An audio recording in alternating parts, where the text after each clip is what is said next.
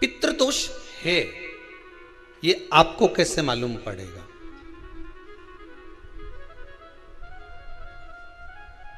पितृ भूखे हैं, इसका तो वर्णन हमने पहले कर दिया कि रात्रि को जब आप सोने के बाद में 1-1.5 घंटे बाद अगर आपकी नींद खुल जाए, 1 घंटा 1.5 घंटा आप सो लिए, उसके बाद जो नींद खुली तो 1-1.5 घंटे तक अगर आपको नींद नहीं आ रही है, रात्रि को सोने के बाद में 1 घंटे बाद जब उठे तो आपको प्यास लग गई, भूख लगने लगी, प्यास लगने लगी कि मेरे को पानी पीना पड़ेगा, घबराहट हो रही, पानी पीना पड़ेगा। 1-1.5 घंटे सोने के बाद अचानक नींद खुले और आपको प्यास लगे, समझ लेना आपके पितृ भूखे हैं और प्यास है।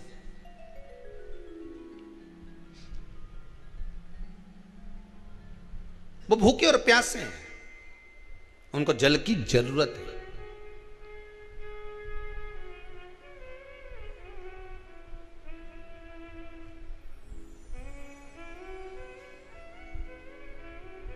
किसी भी नदी में, सरोवर में, कुंड में, बावड़ी में, तालाब में, आप तीर्थ में जाकर जब स्नान करते हैं तो स्नान करने के बाद एक काम का नियम बना लो कि अपने हाथ की अंजलि में जल लेकर अपने पूर्वजों को देना। प्यासे रहते हैं, भाग मांगते हैं।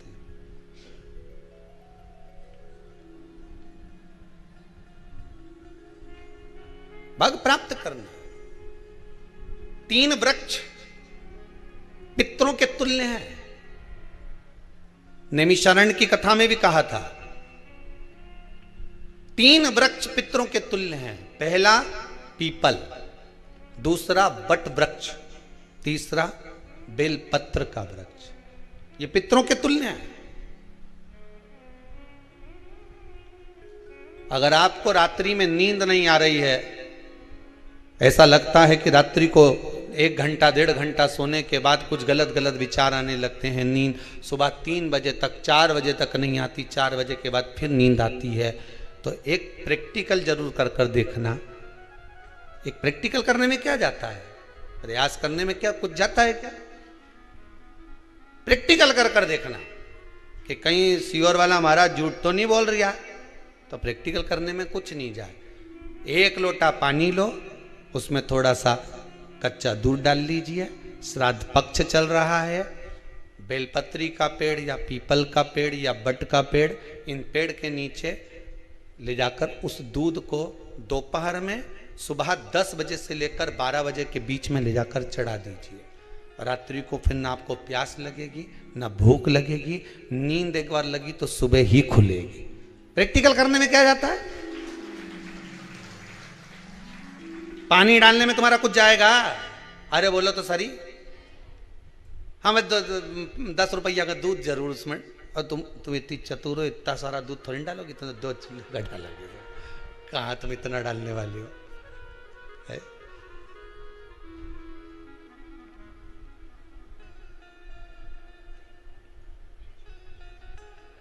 कहा बहुत चतुर लोग हो रहे संसार में हो। भले पूजन पाठ नहीं करे, पर कहीं का एकदम मिलने आ जाए ना, क्या अम्मा जी है क्या पाठ कर रही है, फिर वो भी बैठ गई तुरंत, अभी तो सोई थी,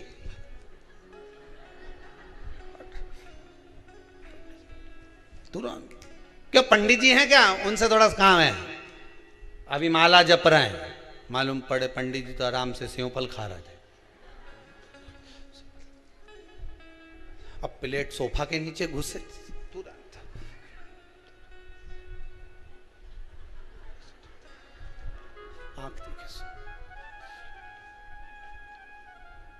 प्रैक्टिकल करने में क्या जाता है? कुछ भी नहीं बिगड़ेगा, ये तो बस जल डालोगे तुम्हारा ही कुछ अच्छा हो सकता है, बाबा की कृपा है।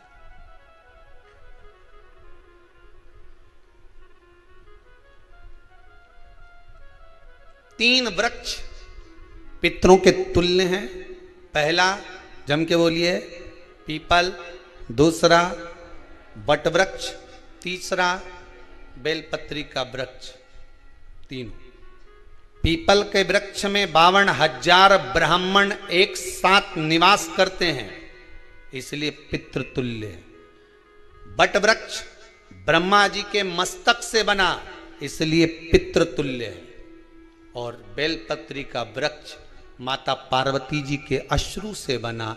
जब आंसू गिरे थे माता जगत जननी जगदम्बा पार्वती के, उस समय पर पितृलोक में हलचल उत्पन्न हो गई थी। हमारी नातिन की आंख में आंसू कैसे आ गए? मैनावती की पुत्री है,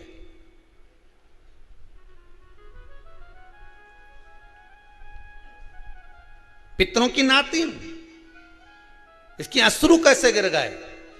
पार्वती जी ने कहा ये आंसू नहीं, मेरा पुण्य भाग प्रकट करती हूं बेलपत्री के रूप में। तो पितरों ने वर दिया था कि ये बेलपत्री का वृक्ष हमारा आशीर्वाद है, इसके नीचे अगर कोई दीप लगाता है, शिव को स्पर्श कर चढ़ाता है, उसके पितरों की शांति होगी। हम स्वयं उसको आशीर्वाद देने के लिए पधारेंगे। बेलपत्र का वृक्ष पितृतुल्य।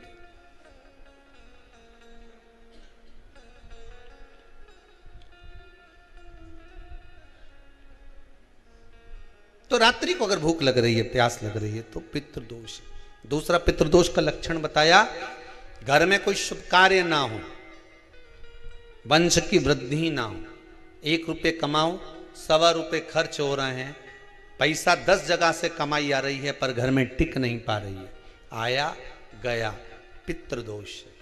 जरा सी कटोरी पड़ी है, उसके पीछे विवाद चालू हो जाए, पानी ढुल गया, उसके पीछे विवाद हो जाए, या छोटी छोटी बात में घर में क्लेश मचा हुआ है, पितृदोष है। समझ लो हमारे पूर्वज हमसे खुश नहीं, प्रसन्न नहीं। कोई कहता है गुरुजी श्राद्ध बड़े बेटे को करना चाहिए कि छोटे को करना चाहिए?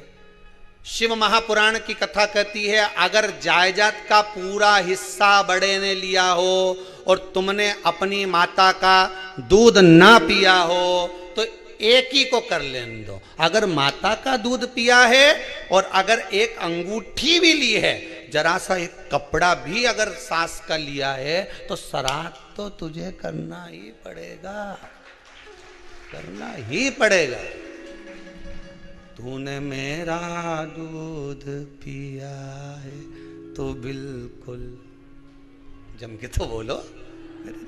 अगर तुमने उनका कुछ खाया है तो अब एक काम और हो सकता है, गुरुजी वो श्राद्ध अगर हम नहीं करें और बड़े भैया करें और हम उन्हीं के यहाँ चले जाएं तो चले जा, मना कौन कर रहा है? पूड़ी का तेल तू ले जा, खीर का दूध 2 थैली तू खरीद के ले जा। जितना वहां वो सेवा करे उतनी सेवा तुम करो। गलत है क्या? जायदाद का भी तो हिस्सा किया था। सुई की नोक के बराबर नहीं धुआं ने, ईंट इधर खसकी है तो हमारी इधर खसका दीजिए। हमारी बसियत में इतना लिखा है तो फिर बसियत में ये भी लिख के जाना चाहिए था। मैं तो क्यों सबके, तुम डरो मत ही रहे एक भी। जब छोरा छोरी के जब सब सामान, प्रॉपर्टी दो ना, जमीन दो ना, जायदाद दो ना, सारा सामान छोरा छोरी के दो, तो उनके लिख के भी जाओ कि हमारी श्राद्ध कर दे अच्छे से, नहीं तो भूतड़ी बन के सताऊंगी।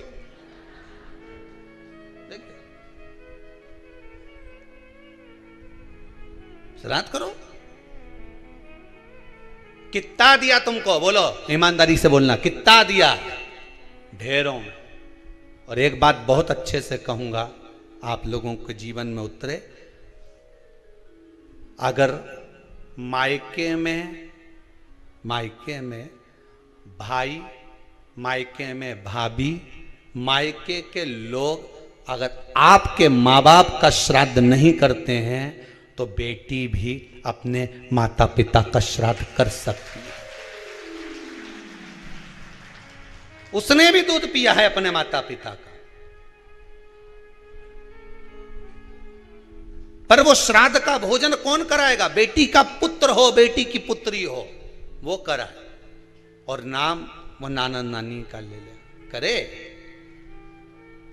अगर वो नहीं कर रहे हैं, वो नहीं संभालते, वो नहीं जानते, तो आप करो,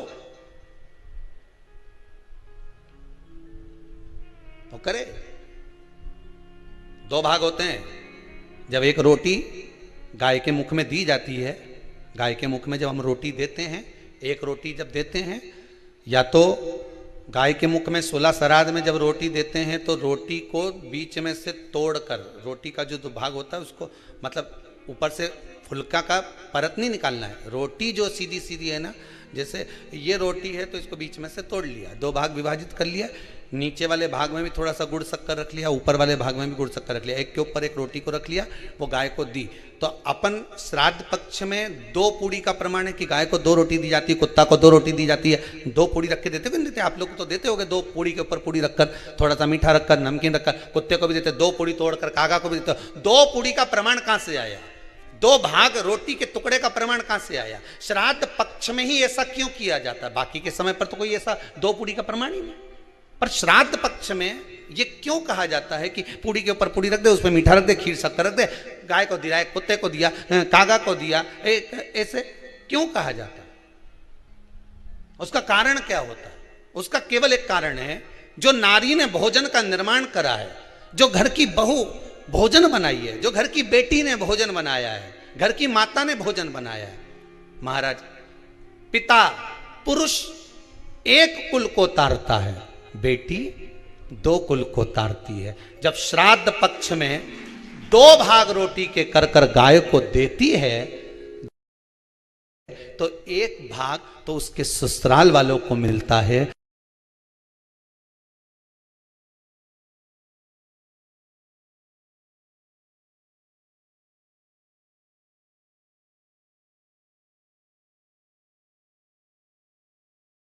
मायके को भी मिले, ससुराल को भी। जब गया जी का पिंड होता है तो नाना नानी सबका स्मरण कराया जाता है। 2 भाग,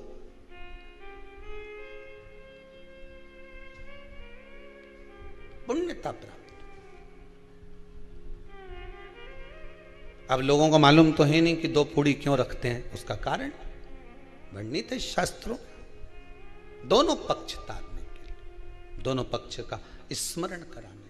महाराज, बिंदु प्रेत योनि में पड़ा, चंचुला देवी उनके मोक्ष का प्रयोजन कर रही है, प्रयास कर रही। क्या करा जाए कि इनको मोक्ष मिल जाए? कहा शिव महापुराण की कथा। पार्वती मैया की सहेली बन गई और पार्वती मैया ने शिव महापुराण में प्रेत योनि से मुक्त होने के लिए कहा, तुम रुका जी के यहाँ जाओ, देवऋषि नारद के पास जाओ। नारद जी ने तुमरुका जी के पास भेज दिया। क्यों? नारद जी जानते हैं मैं कथा नहीं कह सकता, मैं कथा सुन सकता हूं पर कह नहीं सकता। कहने के लिए मुझे बैठना पड़ेगा, सुनने के लिए हो सकता है कि मैं चले जाऊं, वापिस आकर बैठ जाऊं।